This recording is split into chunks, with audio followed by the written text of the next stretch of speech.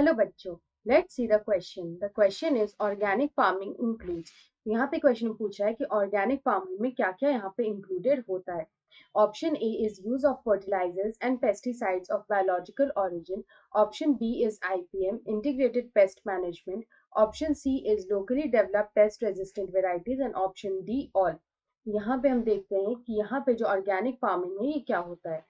तो अगर हम लोग यहाँ पे ऑर्गेनिक फार्मिंग की बात करें तो ऑर्गेनिक फार्मिंग जो होता है वो एक तरह का मेथड होता है ऑफ एग्रीकल्चर या फिर कल्टीवेशन ऑफ क्रॉप्स। यहाँ पे क्रॉप्स का जो होता है कल्टीवेशन होता है बाय यूजिंग। यहाँ पे ऑर्गेनिक फार्मिंग की स्पेशलिटी यही होती है कि they are done by using fertilizers and pesticides of biological origins. यहाँ पे जो fertilizers और जो यहाँ पे पेस्टिसाइड्स यूज होते हैं वो यहाँ पे बायोलॉजिकल ऑरिजिन के होते हैं। बायोलॉजिकल ऑरिजिन के मतलब का होता है कि यहाँ पे वो नेचुरली प्रोड्यूस्ड होते हैं। They are naturally produced, they are of biological origin.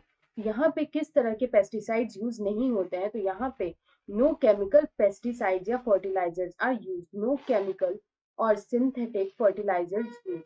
तो यहाँ पे कोई भी सिंथेटिक फर्टिलाइजर्स यूज नहीं होते हैं। तो अब हमारे पास जो ऑर्गेनिक फार्मिंग है उसकी जरूरत क्यों होती है।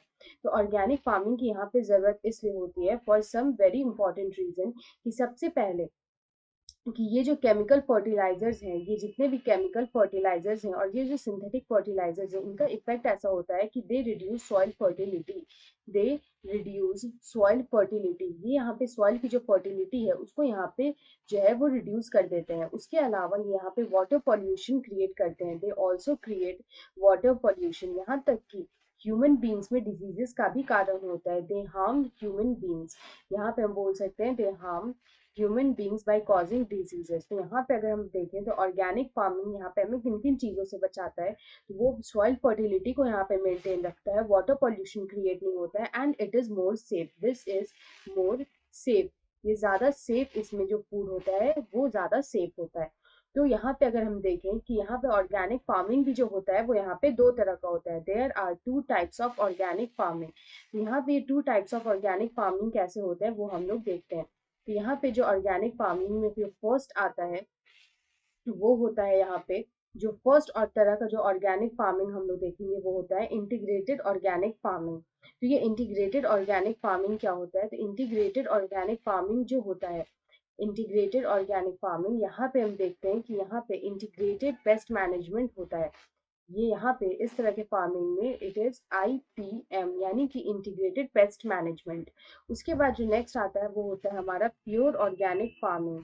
तो प्योर ऑर्गेनिक फार्मिंग में क्या होता है यहाँ पे कि प्योर ऑर्गेनिक फार्मिंग का मीनिंग ही होता है कि अवॉइडिंग ऑल अननेचुरल केमिकल्स। यहाँ पे इस तरह के फार्मिंग में हम लोग किसी भी तरह के अननेचुरल केमिकल्स को यहाँ पे अवॉइड करते हैं और यहाँ पे natural sources of pesticides are use. हम लोग बोल सकते हैं यहाँ पे सिर्फ natural sources of pesticides are use.